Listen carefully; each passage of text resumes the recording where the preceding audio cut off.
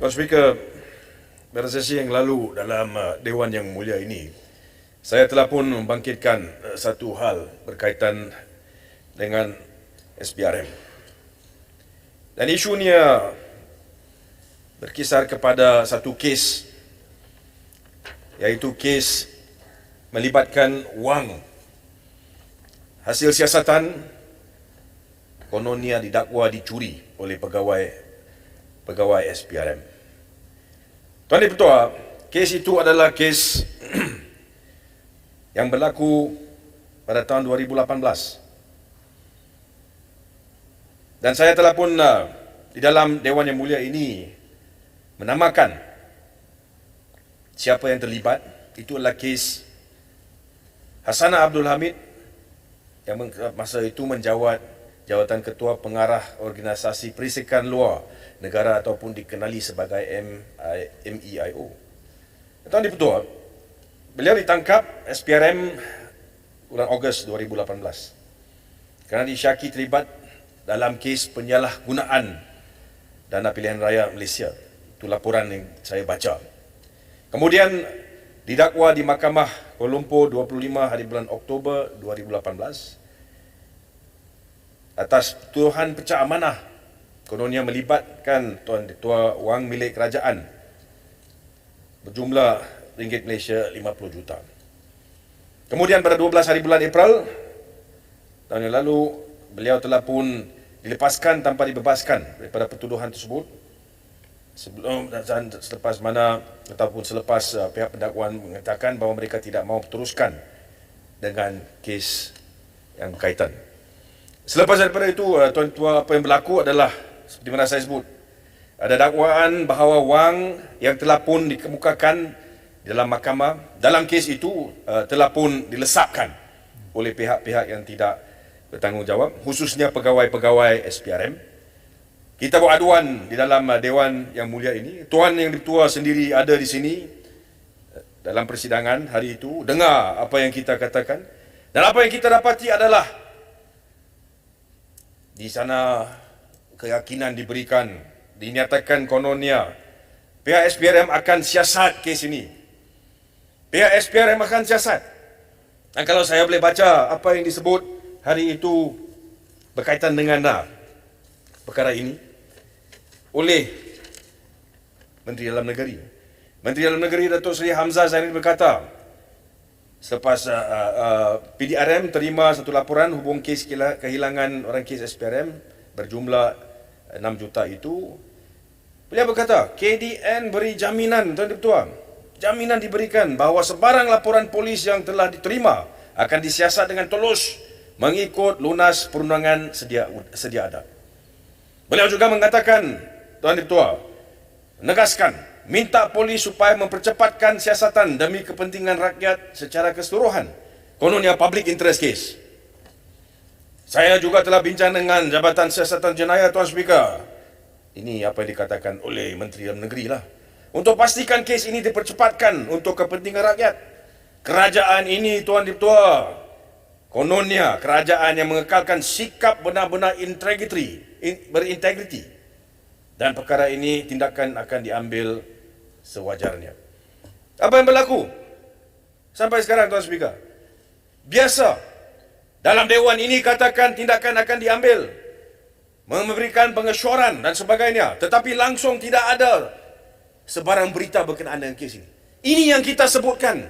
Sebenarnya mereka nak senyapkan kes-kes sebegini. Apabila satu kesalahan dibuat oleh pegawai SPRM, kita lihat apa yang berlaku. SPRM memberi pengesyoran, jaminan bahawa tindakan akan diambil. Kemudian bila tidak ada tindakan diambil, KDN pula beri jaminan yang sama, tindakan juga tidak diambil. Ya, silakan Tuan Raja. Datuk Dipertua, kes ini berlaku di JPM. Dikatakan bahawa ini wang daripada luar kan daripada dalam. JPM ini nadi kepada kerajaan. Apakah bila pegawai-pegawai seperti ini bertindak di JPM yang boleh mempengaruhi dasar negara pada masa akan datang? Nadi negara telah diceroboh dengan rasuah sekarang ini. Oleh itu siasatan mesti kuat dalam hal ini. Setuju atau tidak, pucung mesti didedah kepada rakyat. Apa yang berlaku di JPM ini? Ini nadi negara telah diusik sekarang ini. Terima kasih Yang Berhormat Kota Raja. Saya amat bersetuju. Tapi apa yang penting juga adalah untuk kita terus memberi tekanan kepada mereka untuk pastikan jawapan-jawapan yang diberikan. Dewan Rakyat ini bukan tempat untuk main-main. Kalau jaminan diberikan, tindakan akan diambil. Kenapa tidak ada tindakan? Dinyatakan public interest kononnya. What public interest? Apakah jawapan yang kita hendak tahu? Ini perkara dia. Ini perkara yang serius. Which areas of public interest? Those areas dengan izin. Which concern us. Apa tindakan yang diambil, Tuan Speaker? Tuan Speaker, dalam masa yang sama, kita kena lihat kepada realiti dalam kerajaan yang ada pada hari ini. Kerajaan berintegriti di kononnya. Kerajaan keluarga Malaysia. Tapi kerajaan yang sama sekarang, di dalam pilihan raya negeri Melaka, mereka lawan satu sama lain. SPRM di bawah JPM, Perdana Menteri daripada Parti UMNO. Polis di bawah PDRM, di bawah KDN, menteri dia daripada Bersatu. Mereka ini tidak yakin di antara satu sama lain. Di Melaka mereka lawan sama satu sama lain. Jadi apakah pendirian kerajaan? Cannot have kerajaan di mana mereka di antara sama berlawan, kemudian di dalam Dewan Yang Mulia ini memberikan jaminan. Kerajaan ini adalah kerajaan yang berintegriti. Kita ada, tolong ada keyakinan dalam kita. Kita akan ambil tindakan. Tidak ada. Tuan Speaker, dalam masa yang sama, saya ingin merujuk juga kepada satu kes yang baru-baru ini berlaku. Yaitu kes berkaitan dengan kononnya tumahan pembelian pangkat di dalam PDRM. Nah, ini satu perkara yang cukup penting, Tuan Speaker. Dan dalam isu ini, saya memetik beberapa artikel. Pertamanya, pada 12 hari bulan Oktober, Tuan Speaker, Malaysia kini ada satu artikel. DSP didakwa ugut nak bunuh wanita. Ancaman, ya, dinyatakan dalam artikel itu. Ancaman telah pun berlaku 7 hari bulan Oktober tahun 2021. Apakah ancaman itu, Tuan Speaker? Ketika kedua-dua individu itu bertelagah berhubung dengan satu pinjaman wang RM100,000 Malaysia. Apa dakwaan dia? Dakwaan dia kononnya diperlukan seorang pegawai polis berpangkat timbalan superintendent untuk membeli pangkat superintendent. Jadi seorang DSP yang minta wang itu bertujuan untuk membeli pangkat superintendent. Bukankah ini satu perkara yang cukup penting? Kita dalam Dewan ini diminta untuk luluskan duit berbilion-bilion untuk agensi-agensi tertentu. Dalam masa sama kita dengar berkaitan dengan perkara-perkara ini, tapi tidak ada tindakan yang diambil. Yang menarik, Tuan Speaker, kita lihat aduan ini dibongkarkan pada 12 hari bulan Oktober. 13 hari bulan Oktober, terus kita ada kenyataan respons daripada Tan Sri Ketua Polis Negara. Kononnya, pangkat tidak boleh dibeli. One day, dalam satu hari, saya nak tanya, aduan yang dibuat, dakwaan dibuat, rojok kepada satu DSP sendiri, dinamakan di situ, dalam laporan polis, adakah siasatan dibuat?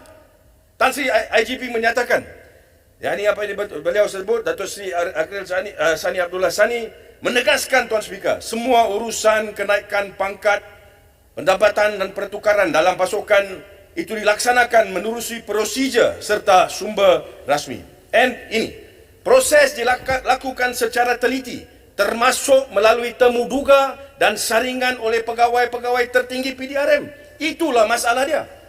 Di situlah disebut bahawa ada tuntutan wang daripada mereka-mereka yang memegang jawatan tinggi dalam PDRM. Adakah siasatan dibuat? Jangan dengan terus menyatakan tidak ada sebegitu berlaku tanpa ada siasatan. Ini perkara yang penting. Izin. Bukit Glugor, sila. Terima kasih ya. Saya Dan lembah nak tanya. pantai. Betul. Lembah pantai pun tunggu. Oh, I see. It's okay.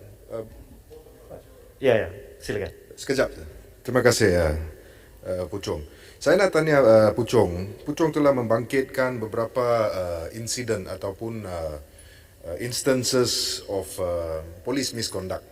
Dan ini merupakan satu perkara yang amat serius, terutamanya bila kita berbincang berkenaan dengan isu pangkat dan sebagainya, membeli pangkat dan sebagainya.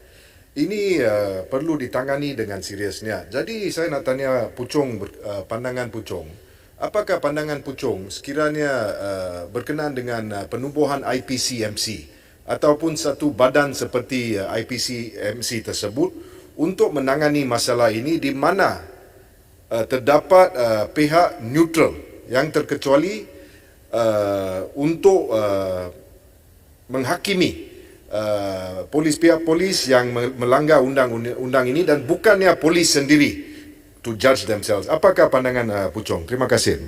Lembah pantai? Isu yang sama dalam pantai. Berbeza? Saya jawab itu dulu. Baik. Saya bagi. Terima kasih Yang Berhormat pada Bukit Lugor.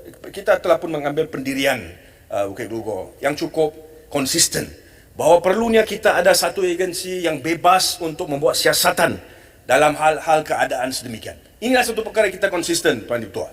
Dan dalam keadaan tersebut, saya ingin menyatakan sekali lagi, kita lihat kerajaan yang kita ada hari ini memang kerajaan yang tidak ada komitmen untuk membawa sebarang pembaruan. Satu kerajaan yang memberi jaminan selepas jaminan selepas jaminan, tetapi selepas daripada itu tidak ada tindakan diambil. Kerajaan yang memang gagal. Dan setelah gagal, sekarang kita lihat dalam pilihan raya negeri, gaduh di antara satu sama lain. Macam mana kita nak teruskan dengan kerajaan sebegini? Ya, sila Yang Berhormat Lembah Pantai. Terima kasih. Ringkas je.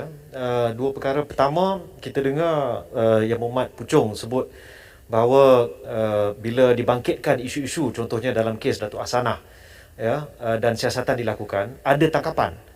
Tapi adakah cukup setakat tangkapan sahaja? Ataupun adakah individu-individu tersebut perlu dihadapkan ke mahkamah, ya, dan sehingga kini kita tak dengar perkara itu berlaku ataupun tidak.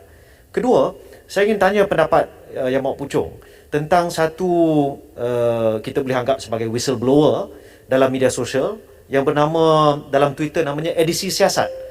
Ya, apakah pandangan Yang Berhormat Puchong kerana dalam itu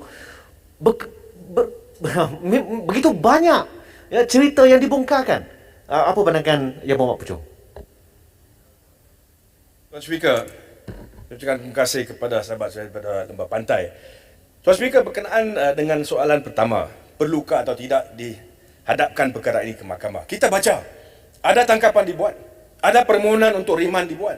Kemudian bila kita tanya berdepan, dikatakan bahawa riman itu untuk 2 atau 3 kes akan mengambil masa. Selepas daripada itu apabila parlimen atau sidang dewan tertangguh, tidak ada sebarang respon diberikan. Sehingga sekarang kita masih mencari apakah berlaku kepada kes itu.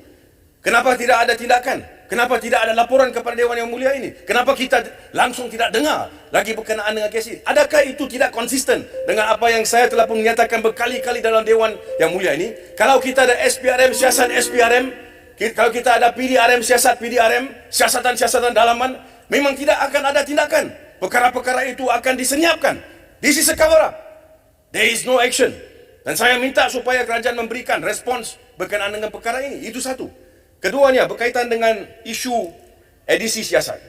Tuan Speaker, saya tidak tahu sama ada Lembah Pantai ada lihat laporan dalam FMT hari ini. Saya rasa mungkin soalan ini adalah daripada laporan itu. Laporan itu menyatakan bahawa Tan Sri IGP telah pun menyatakan, dan saya baca daripada FMP. Dia katakan bahawa pendedahan salah laku pihak polis ataupun agensi kerajaan dan SPRM dalam edisi siasat itu adalah satu keadaan mensensasikan dakwaan skandal. So IGP says it's to sensationalize. Tapi soalan saya, Tuan Speaker, adakah ianya bermaksud bahawa benar apa yang disebut di situ? And sensationalize. Kenapa tidak ada siasatan berkenaan dengan apa yang, atau jawapan berkenaan dengan siasatan berkenaan dengan apa yang disebut di situ? Itu yang kita nak tahu. Apa yang dibawa oleh edisi siasat itu benar atau tidak dan sebagainya. Kerana seperti mana disebut oleh Lembah Pantai, ini satu perkara yang cukup penting dan ianya perlu disiasat. Jadi kenapa kita dapat respon-respon sebegini daripada Ketua Polis Negara? Respon-respon yang tidak merujuk kepada bahan. Apakah asas aduan itu? Reply to the issue. Tapi kita lihat respon dia berkenaan dengan perkara lain, tidak menjurus kepada isu. Dan ini membawa kepada tanda tanya. Adakah apa yang disebut oleh edisi siasat itu benar? Tuan Speaker, Lembah Pantai juga tanya berkenaan dengan kes-kes yang dibawa ke mahkamah. Satu perkara yang saya ingin bangkitkan, Tuan Speaker, berkaitan dengan kelewatan kes-kes Mahkamah Rayuan dan Persekutuan. Tuan Speaker, saya dimaklumkan bahawa kes Pekan Rayuan kepada Mahkamah Rayuan telah pun didengar dan ditangguh dalam bulan 5 tahun ini. Sekarang kita dalam bulan 11. Masih menunggu keputusan. Saya nak tanya kepada kerajaan, berapa banyak kes-kes jenayah di Mahkamah Rayuan yang adanya kes itu tetap ditangguh untuk 5 bulan untuk keputusan? Kerana kalau tidak, kita ada sistem penghakiman yang mendengar kes-kes dan sebagainya, dan saya rasa ini satu perkara di mana kita hendak tahu adakah atau tidak ada backlog ataupun kelewatan dalam keputusan tersebut. Tuan Speaker, untuk menggulung Tuan Speaker, saya tahu tidak ada masa. Saya telah pun Tuan Speaker membawa perkara berkaitan dengan masalah banjir di Puchong beberapa kali. Pada satu hari bulan November yang lalu, kita lihat banjir cukup besar yang telah pun mengakibatkan banyak kerosakan di kawasan, khususnya kawasan Dun Sri Sedang dan kawasan Sri Kembangan. Saya tahu bahawa ada Tuan Speaker rancangan di bawah RP4 atau di bawah RMK 11 untuk membuat kerja-kerja pembaikan dan kos sebanyak 300 juta untuk kita dapat menyelesaikan masalah ini. Dan mereka menyatakan bahawa kerja ini secara fizikal akan bermula pada tahun 2023. Saya ingin tanya kerajaan, adakah kita mempunyai cara untuk membawa ke hadapan tarikh tersebut? Kerana kalau kita lihat kepada tarikh yang diberikan, iaitu lebih setahun yang akan datang, saya rasa apabila kita ada masalah banjir ini, kita akan tetap melalui keadaan-keadaan di mana kita akan menghadapi kerosakan yang besar. Dalam keadaan tersebut, saya minta kerajaan supaya memberikan satu respons berkenaan dengan perkara ini. Adakah kita boleh membawa ke depan ataupun mulakan kerja-kerja sampingan sekarang, kerja-kerja yang boleh dilaksanakan secara cepat, kita laksanakanlah. Tak perlu kita tunggu sehingga 2023 baru saja kita start kerja-kerja ini. Jadi saya minta selaku ahli parlimen kawasan Puchong, buat kawasan saya, untuk satu respons bagi perkara-perkara ini, kerana ini satu masalah yang cukup besar dan kita lihat hujan yang cukup lebat hari-hari ini, dan ini menyebabkan dan membawa kepada keadaan keresahan di antara penduduk di kawasan Puchong. Jadi saya minta satu penjelasan berkenaan dengan perkara itu. Tuan Speaker, masa tidak mengizinkan saya mengucapkan terima kasih kerana membenarkan saya mengambil bahagian di dalam perdebatan ini. Terima kasih. Yang